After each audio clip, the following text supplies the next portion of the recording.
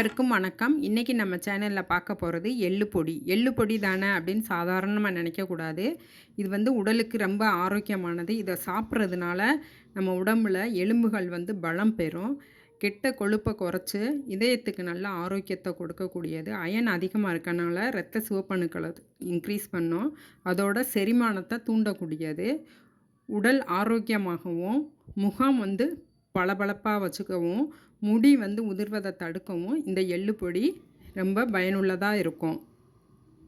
இதை எப்படி செய்யலாம் அப்படின்றத பார்க்கலாம். இப்போ வாங்க வீடியோக்குள்ளே போகலாம். அதுக்கு தேவையானது 1/4 கிலோ எள்ளை கழுவி காய வச்சு எடுத்து வச்சுருக்கோம். அதோட உளுந்தையும் கழுவி காய வச்சு எடுத்து வச்சுருக்கோம் 1/4 கிலோ அளவு. அடுத்ததாக ஒரு சின்ன நெல்லிக்காய் அளவு புளி, 1 ஸ்பூன் சீரகம், 1 ஸ்பூன் மிளகு, 1 ஸ்பூன் பெருங்காயம், 100 கிராம் கடலைப்பருப்பு, 2 ஸ்பூன் மல்லி, 2 ஸ்பூன் வேர்க்கடலை, அதோட 10 பல் பூண்டு, 1 கைப்பிடி அளவு கருவேப்பிலை, 4 வரமிளகாய், 6 காஷ்மீர் சில்லி. இது வந்து காரத்துக்கு தகுந்த மாதிரி சேர்த்துக்கோங்க. அடுத்ததாக ஒரு இரும்பு கடாயை காய வச்சு, கடாய் காஞ்சதுக்கப்புறம் எள்ளை வந்து சேர்த்துக்கிறோம். அதோட சேர்த்துட்டு லோ ஃப்ளேமில் அதை வச்சு நம்ம வறுக்கணும். கருகிருச்சுன்னா கசந்துரும்.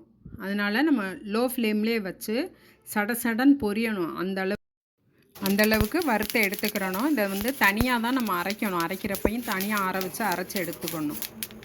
அடுத்ததாக நம்ம கழுவி வச்சுருந்தோம்ல, கழுவி காய வச்சு எடுத்து வச்சுருந்த அந்த கருப்பு உளுந்து தோல் உள்ளது, இதையும் அதே மாதிரி லோ ஃப்ளேம்லேயே வச்சு நம்ம வறுத்து எடுத்துக்க போகிறோம்.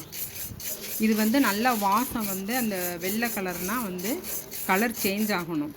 இந்த மாதிரி சேஞ்ச் ஆனதுக்கப்புறம் இதை தனியாக எள்ளோடு சேர்க்கக்கூடாது, தனியாக கொட்டி ஆற வச்சிடணும். அடுத்ததாக கடலைப்பருப்பு. இந்த கடலைப்பருப்பையும் நம்ம என்ன செய்ய போகிறோம்னா பொன்னிறமாக வறுத்து எடுத்துக்க போகிறோம்.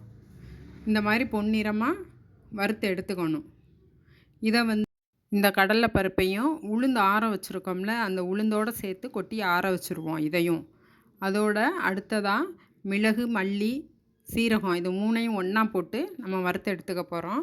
இதையும் லோ ஃப்ளேமில் கரிகிராமல் வறுத்து எடுக்கணும். அடுத்ததாக வரமிளகாயும் ட்ரையாக தான் வறுக்கணும். இதுவும் வந்து கரிகிராமல் வறுத்து எடுத்துக்கிறணும். இதையும் வறுத்து எடுத்து இந்த உளுந்தோடையே கொட்டி ஆற வச்சுருவோம். அடுத்ததாக கருவேப்பிலை வந்து நல்லா கிறிஸ்பி ஆகிற அளவுக்கு வறுக்கணும். இதோட உப்பு சேர்த்துக்குருவோம், கல்லுப்பு ஏன் சேர்க்குறோம்னா அதில் உள்ள ஈரம் போகணும், அதுக்காக. அதையும் சேர்த்து நல்லா வறுத்து, கருவேப்பிலை வந்து இந்த அளவுக்கு நம்மளுக்கு கிறிஸ்பியாக இருக்கணும். இப்படி கையில் இப்படி செஞ்சோம்னா தெரியும், நுணுங்கும் அப்படியே. அந்த அளவுக்கு வறுத்து எடுத்துக்கிறணும். அடுத்ததாக வேர்க்கடலையும் லோ ஃப்ளேம்லேயே வச்சு அந்த தோல் உரிகிற அளவுக்கு நம்ம வறுத்து எடுத்துக்கணும். இது வந்து டேஸ்ட்டு கொடுக்கும். அடுத்ததாக பெருங்காயம், எடுத்து வச்சுருக்க பெருங்காயத்தையும் கொட்டி இதே மாதிரி லோ ஃப்ளேமில் வச்சு வறுத்து எடுத்துக்குவோம். அடுத்ததாக எண்ணெய் கொஞ்சம் ஊற்றி, நல்லெண்ணெய் ஊற்றி அதில் வந்து புளி எடுத்து வறுக்க போகிறோம். புளி வந்து இரும்பு கடாயில் வறுக்கிறதுனால கருப்பாக தெரியும், கருகி இருக்காது. இது நல்லா வறுத்தாச்சு புளியையும். அதுக்கடுத்து எடுத்து வச்சுருந்த வெள்ளைப்பூடை வந்து தட்டி இந்த மாதிரி அதே எண்ணெயில் போட்டு நல்லா கிறிஸ்பியாக வறுத்து எடுத்துக்க போகிறோம். வறுத்த எல்லா பொருளும் முழுசாக ஆறிடுச்சு. இதை வந்து ஒரு ட்ரையான மிக்ஸி ஜாரில் நம்ம கொட்டி எல்லாத்தையும் கொரப்பாக அரைச்சி எடுத்துக்க போகிறோம். வலுவலுன்னு அரைச்சிங்கன்னா நல்லா இருக்காது. இந்த பதத்துக்கு அரைச்சி எடுத்துக்கோங்க. இதை வந்து ஒரு பிளேட்டில் கொட்டி வச்சுருவோம் தனியாக. அடுத்ததாக எள்ளு தனியாக அரைச்சி எடுத்துக்க போகிறோம். எள்ளு நல்லா ஆறிடுச்சு. இதையும் அதே மிக்ஸி ஜாரில் போட்டு கொஞ்சம் கொஞ்சமாக சேர்த்து பல்ஸ் மோடில் வச்சு அரைக்கணும். ஒரே தான் அரைச்சிங்கன்னா எண்ணெய் வந்துடும்.